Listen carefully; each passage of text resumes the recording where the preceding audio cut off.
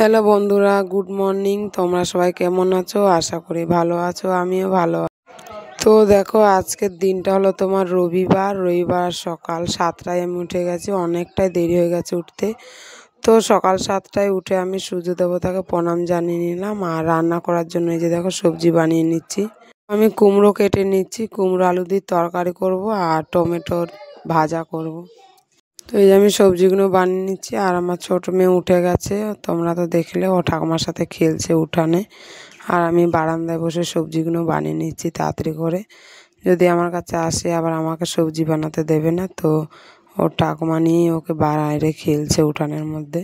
তো দেখো, এই যে আমি সবজিগুলো বানিয়ে নিচ্ছি, আলুগুলো কেটে, আর এবার কাটা হয়ে তো সবজিগুলো কেটে কুটে আমি ধুয়ে রেখে নিয়েছি। আর এদিকে দেখো যে টমেটো ভাজাটা বসিয়ে দেবো, আর চা বানিয়ে নিচ্ছি। যেহেতু সকালবেলায়, তার মধ্যে আবার আমার উঠতেও দেরি হয়ে গেছে, তো চা বানাতেও দেরি হয়ে গেছে। এই জন্য তাড়াহুড়ো করে রান্নাটাকে করে নিচ্ছি। যেহেতু ছুটির দিন রয়েছে, কিন্তু সকালের টিফিনটা তো আর ছুটি বলে মানবে না, টাইমের জিনিস টাইমেই লাগে। তো দেখো, এই যে আমি টমেটো ভাজা বসিয়ে দিয়েছি, আর অল্প কটা একটু বড়ি ছিল বাড়ির, সেই বড়িটাকে ভেজে নিচ্ছি কুমড়ো আলু দিয়ে বানাবো বলে। তো কুমড়ো আলুগুলো ভাজা হয়ে গেছে, আমি এবার মশলা দিয়ে কষিয়ে নেবো ভালো করে। কষিয়ে নিয়ে তরকারিটা বসিয়ে দেবো তাড়াতাড়ি করে, আবার রুটিটাও বানাতে হবে।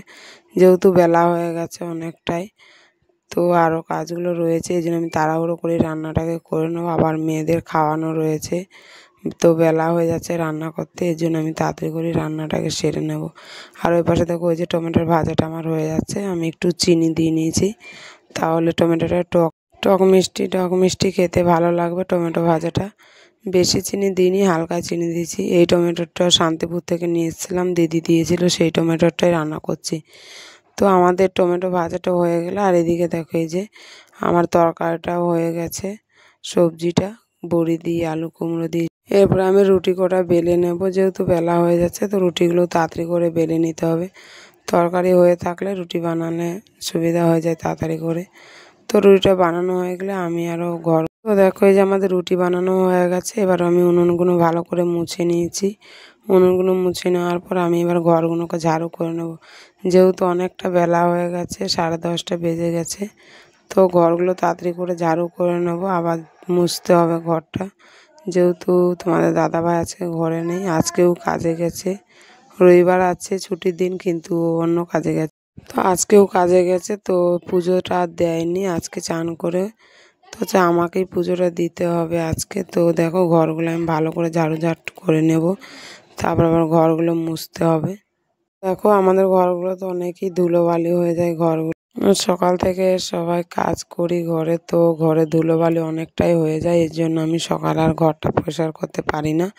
তো এই জন্য আমি ঘরটা দুপুরেই পরিষ্কার করি, যখন ফাঁকা হয়ে যায়, ঘরে কেউ থাকে না, তখনই একা একা ঘরগুলোকে আমি পরিষ্কার করে নিই। তাহলে তো এই যে আমার ঘর ঝাড়ু হয়ে এসছে। তো ঘর ঝাড়ু হয়ে গেলে এবার আমি কলের পাড়ে কটা বাসনগুলো আছে সেইগুলোও ধুয়ে নেব, যেহেতু অনেকটা বেলা হয়ে যাচ্ছে আর জলও চলে যাবে। তো এর জন্য আমি তাড়াতাড়ি করে কাজগুলো গুছিয়ে নেব। তো এই দেখো, আমাদের ঝাড়ু হয়ে গেলে আমি এইগুলো ঝাড়ু করে প্লাস্টিকে তুলে নেব, না হলে আবার পায়ে পায়ে ছড়িয়ে যাবে, সারা ঘর আবার ধুলোবালি হয়ে যাবে। তো প্লাস্টিকে তুলে রাখলে কি আমি পরে আবার এগুলোকে ফেলে দিতে পারবো তুলে, তো ঘরগুলোও নোংরা হবে না। এই ঘরগুলোও নোংরা হবে না, জায়গাটাও পরিষ্কার হয়ে যাবে। তো এই যে আমাদের ঝাড়ু করা হয়ে গেলে বাইরেরটা একটু ঝাড়ু করে দেখো, কত বাইরে কত রোদ দেখো। এখন অনেকটাই বেলা হয়ে গেছে বলে রোদটা আবার হয়েছে, 11টা বাজে। তো 11টার সময় আমাদের উঠোন অনেক রোদ হয়ে যায়, বাড়ি থেকে বেরোতেই পারি না, খুব জোরে রোদ দেয়। দেখেছো কত রোদ, জামা কাপড় মেললে এখনই শুকিয়ে যাবে। তো এরপরে দেখো, আমরা যে কলের পাড়ে বাসনগুলো রেখে নিয়েছি, আর জামা কাপড়গুলো দেখো, এই যে কত জামা কাপড় রয়েছে। তো আমি জামা কাপড়গুলো ভিজিয়ে এখন রাখবো, তারপরে বাসনগুলো মেজে নেবো, তাহলে জামা কাপড়গুলো কিছুক্ষণ ভিজিয়ে রাখলে কাচতে তো দেখো, কত জামা কাপড় রয়েছে, আমার 2 মেয়ের জামা কাপড় আছে, তারপরে আমার বরের কাজের জামা প্যান্টগুলো রয়েছে, শাশুড়ি মার শাড়ি রয়েছে। এগুলো যদি ভিজিয়ে না রাখি না, শুকবে না। আর বরের জামা কাপড় তো, কাজের জামা কাপড় সপ্তাহে একদিন ধুতে হয়, যেহেতু পরেও কাজ করে সারা সপ্তাহ, তো রবিবারটাতে ধুয়ে দিতে অনেক ময়লা বসে যায়, এর জন্য আমি ভিজিয়ে রেখে দিই। তো দেখো, এই যে ভিজিয়ে রেখে দিয়েছি, আর বাসনগুলো ধুয়ে নিয়েছি। দেখো, এই যে আটা ডাব্বাটা ধুয়েছি। আর এটা হলো আটার ডাব্বা। আটার ডাব্বার মধ্যে আমি গ্লাস বাটিগুলো ধুয়ে ধুয়ে রাখছি। হাঁড়িগুলো যেহেতু ধোয়া হলো না, তো আটার ডাব্বাতেই রেখে নিচ্ছি। আর ওই যে আমার ছোটো মেয়ে দেখো বসে বসে খেলা করছে আমার পাশে। সরতে বলি তো সরবেই না, তো কী করবো, তাড়াতাড়ি করে ধুয়ে নিচ্ছি, যেহেতু বেলাও হয়ে গেছে। আমি যদি তাড়াতাড়ি করে ধুয়ে নিই তাহলে ও সরে যাবে। তো আমার বাসনগুলো মাজা হয়ে গেলে কাপড়গুলো ধুয়ে নিয়েছি। আর এই যে দেখো আমার শাশুড়ি মাও কাপড়গুলো মেলে দিচ্ছে, যেহেতু আমার ছোটো মেয়ে ঝামেলা করছে, তো তাড়াতাড়ি করেই কাপড়গুলো মেলে নিচ্ছি দুইজনে মিলে। তাহলে ওকে ধরবো আমি ছোটো মেয়েটাকে নিয়ে। তো দেখো যে কত রোদ হয়েছে, দেখেছো? 12টা বেজে গেছে এখন। তো কাপড় জামা ধুতে ধুতে অনেকটাই টাইম লেগে যায়। ওর বাবার কাজ জামা প্যান্ট অনেক ময়লা পড়েছে, তো ব্রাশ দিয়েই ডলতে হয়, না হলে ছোটে না ময়লাগুলো। যেহেতু রঙের দাগ থাকে, তো এর জন্য ব্রাশ দিয়ে ডলতে হয়। এরপর আমার কাপড়গুলো মেলা হয়ে গেলে আমি বিছানাগুলো গুছিয়ে নেব। অনেকটাই বেলা হয়ে গেছে, তো বিছানাগুলো না গুছালেও হবে না। তো আমি আজকে চাদরটা পাল্টাবো না, যেহেতু দুদিন হয়েছে, তো চাদরটা আমি আজকে পাল্টাবো না, এমনি ঝেড়ে আবার পেতে নেবো চাদরটাকে। তো আমি বিছানাগুলো গুছিয়ে নিচ্ছি। বিছানাগুলো গুছানো হয়ে গেলে আবার মেয়েদেরকে চান করাতে হবে, যেহেতু বেলা হয়ে যাচ্ছে, আর ওদের চান করিয়ে তাড়াতাড়ি না খাওয়ালে হবে না। তো দেখো বিছানাগুলো আমি গুছিয়ে নিয়ে দুই মেয়েকে চান করিয়ে দিয়েছি। মেয়েদের চান করিয়ে দেখো এই যে মাথাগুলো একটু তেল দিয়ে দেবো, মুখগুলোতে ক্রিম মেখে দেবো। চান করে এসে যদি কিছু না লাগায় না মুখে, তো ভালো লাগে না। তো দেখো এই যে মেয়েদের চান করিয়ে এসে একটু রেডি করিয়ে নিচ্ছি। এরপর আবার আমাকে চান করে পুজোটা দিতে হবে, তো ওদেরকে তাড়াতাড়ি রেডি করে না রাখলে হবে না। তো ওরা দেখো কীরকম ঝাঁপাচ্ছে, ওটা আমার জায়ের মেয়ে। দেখো যে 3জন মিলে উৎপাত করছে খাটের মধ্যে এসে, কীরকম ঝাঁপাঝাঁপি শুরু করেছে। তো ওদের রেডি করে দিয়েছে, আর দুপুরে খাবার বেড়ে দিচ্ছি। শ্বশুর শাশুড়ি আর মেয়েদের জন্য খাবার বেড়ে নিচ্ছি। দেখো এই যে পাট শাক ভাজা হয়েছে, আর মাংস কষা, আর তোমার ডাল রয়েছে, আর সকালের একটু সবজি। তো ভাতগুলো বেড়ে দিয়ে আমি আরও ঘরগুলোকে মুছে নেব, যেহেতু ওরা এখন খাবে বাচ্চাগুলো, তো ভাত সারা ঘরেই করবে বলে আমি আগে খাইয়ে দিলাম ওদের, তারপরে ঘরটা মুছবো। না হলে ঘর মুছে যদি ভাত খাওয়ায়, তো আমার ঘরটা আরও ময়লা হয়ে যাবে এঁটো এঁটো। তো এই জন্য আমি ওদের খাইয়েই ঘরটা মুছে নিই। তো দেখো ঘরটা আমি মুছে নিচ্ছি, ওদের খাওয়ানো হয়ে গেছে, তো ওরা খেলছে এখনও ঠাম্মার সাথে, আর আমি ঘরগুলোকে মুছে নিচ্ছি। যেহেতু দুপুর হয়ে গেছে, এখন 2টো বাজে, তো আমি সব ঘরগুলোই মুছে নেব, না হলে আবার বিকেলে মুছতে হবে। তো আমি সব ঘরগুলোই ভালো করে মুছে নেব। আর আজ তো রবিবার, ছুটির দিন, কিন্তু ছুটির দিনে বাড়ির ছেলেদেরই ছুটি থাকে, কিন্তু বাড়ির বউদের আর ছুটি পাওয়া যায় না। ছুটির দিনে আবার কাজ বেশি চাপ পড়ে যায়। তো এই দেখো এই যে আমার মেয়েরা দেখো ভাত খেয়ে সারা ঘরে জল ফেলে কী করে দিয়েছে। তো এই জন্য আমি ঘরগুলো আগে মুছি না, সারা ঘরে ভাত ফেলে জল ফেলে এইভাবে করে রাখে। তো আমি ওদের খাইয়ে ভালো করে তারপরে ঘর বাড়িগুলো মুছি, তাহলে আমার আর ঝামেলাটা হয় না, ঘর বাড়িও পরিষ্কার থাকে। আমার ঘর মোছা হয়ে যাচ্ছে, আর ঘর মোছা হয়ে গেলেও বারান্দাগুলো ভালো করে মুছে নেব সব দিকটা। যেহেতু রান্না হয়, তো রান্নার সময় তো আর মোছা যায় না, সব রান্না হয়ে গেলেই ঘর বাড়ি ঝাড়ু করে ভালো করে মোছা হয়। তো ভিডিওটা দেখতে দেখতে যদি ভিডিওটা ভালো লাগে, একটু সাবস্ক্রাইব করে দিও, আর লাইক কমেন্ট শেয়ার করে দিও, আর পাশে থাকো, আর ভিডিওটা শেষ পর্যন্ত দেখতে থাকো।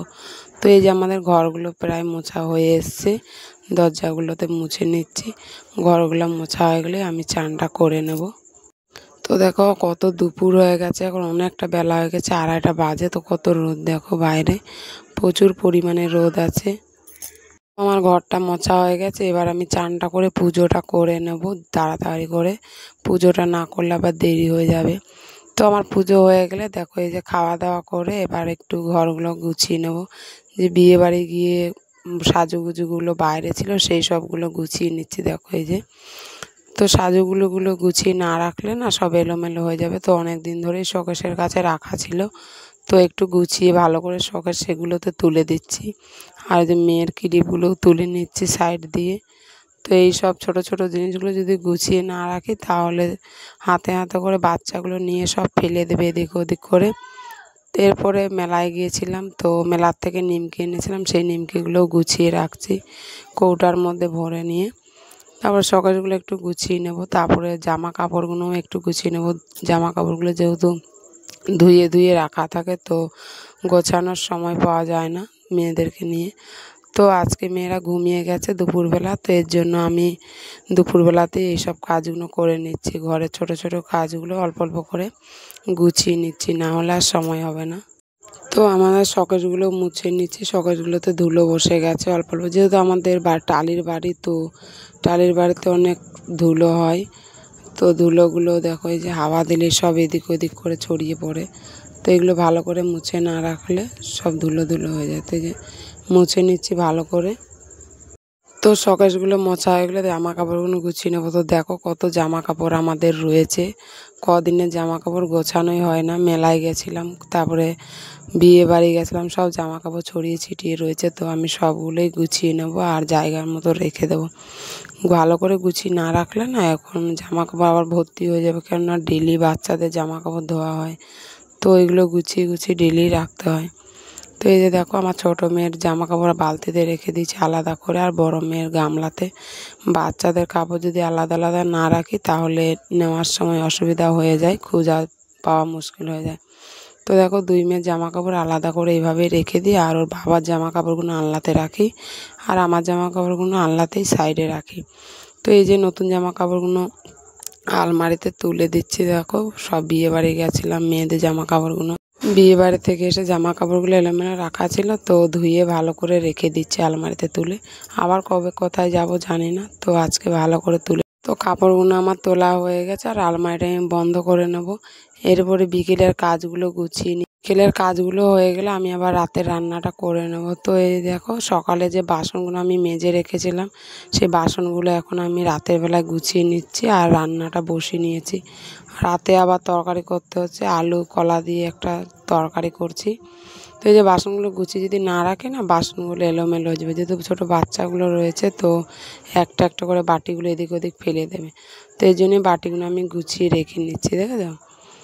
আর আমি রাতের সবজিটা বানিয়ে নিচ্ছি, যে আলু আর কাঁচকলার তরকারি করে নিচ্ছি। আর ভাত আমার হয়ে গেছে, কাঠে বানিয়ে নিয়েছে আমার শাশুড়ি মা, কাঠে আজকে বসিয়ে দিয়েছিল ভাতটা। তো ভাতটা হয়ে গেছে আর আমি তরকারিটা গ্যাসে করে নিচ্ছি, এই যে মেয়েকে কোলে নিয়ে। তো দেখো আমাদের তরকারি আজকে হয়ে গেছে রাতের। তো ভিডিওটা কেমন লাগলো একটু জানিও, আর ভালো থেকো।